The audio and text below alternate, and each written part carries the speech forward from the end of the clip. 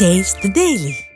தஞ்சாவூர் மாவட்டம் ஐயம்பேட்டையில் பெயிண்ட் கடை சுவரில் துளையிட்டு கொள்ளையன் ஒருவன் பணத்தை திருடிய சம்பவத்தின் சிசிடிவி காட்சி வெளியாகியுள்ளது.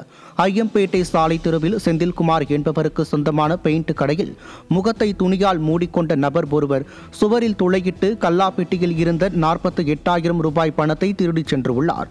திருநற்ற ஸ்டாலின் ஆட்சியில் இரவு நேரங்களில் போலீசார் ரோந்து பணியில் முறையாக ஈடுபடாததால் இதுபோன்ற திருட்டு சம்பவங்கள் அதிகமாக அரங்கேறுவதாக குற்றச்சாட்டு எழுந்துள்ளது. கிருஷ்ணகிரி மாவட்டம் ஓசூர் அருகே மின்கம்பத்தை இடமாற்றம் செய்ய லஞ்சம் கேட்ட உதவி மின் பொறியாளர் சிக்கினார். இணக்கப்பீரணப்பள்ளி கிராமத்தை சேர்ந்த கதிரப்பா என்பவர் தனது விளைநிலத்தில் உள்ள மின்கம்பத்தை இடமாற்றம் செய்ய விண்ணப்பித்துள்ளார்.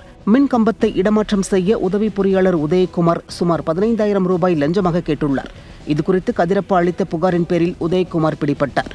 திமுக ஆட்சியில் அரசு அதிகாரிகள் லஞ்ச லாவண்யத்தில் திளைப்பதாக குற்றச்சாட்டு எழுந்துள்ளது. திண்டுக்கல் மாவட்டம் கொடைக்கானல் ஊராட்சி ஒன்றிய அலுவலக வளாகத்தில் சத்துணவு முட்டை ஏற்றிச் செல்லும் வாகன ஓட்டுநரை வட்டார வளர்ச்சி அலுவலர் மதுபோதையில் தாக்கியதால் பரபரப்பு ஏற்பட்டது.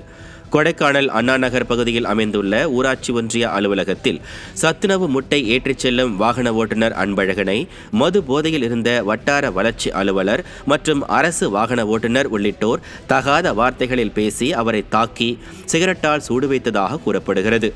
திறனற்ற ஸ்டாலின் ஆட்சியில் அதிகாரிகள் முதற்கொண்டு அராஜகத்தில் ஈடுபடும் அளவிற்கு சட்டம் ஒழுங்கு சீர்குலைந்திருப்பதாக மக்கள் குற்றம் சாட்டியுள்ளனர். தருமபுரி மாவட்டம் அரூர் அருகே தோட்டத்திற்கு சென்ற மூதாட்டி கழுத்து நெரிக்கப்பட்டு கொலை செய்யப்பட்ட சம்பவம் அதிர்ச்சியை ஏற்படுத்தியுள்ளது. ஆட்டையனூர் கிராமத்தைச் சேர்ந்த கம்சலா என்ற மூதாட்டி தோட்டத்திற்கு சென்றுள்ளார். நீண்ட நேரமாகியும் மூதாட்டி வீட்டிற்கு திரும்பாததால் அவரது மகன் தோட்டத்திற்கு சென்று பார்த்துள்ளார். அப்போது அங்கு மூதாட்டி கழுத்து இறுக்கப்பட்டு கொலை செய்யப்பட்டு கிடந்துள்ளார். விடியா ஸ்டாலின் ஆட்சியில் கூலிப்படையினரின் கொலைகள் அதிகரித்திருப்பதால் பொதுமக்கள் வெளியே செல்லவே அச்சமடைந்துள்ளனர்.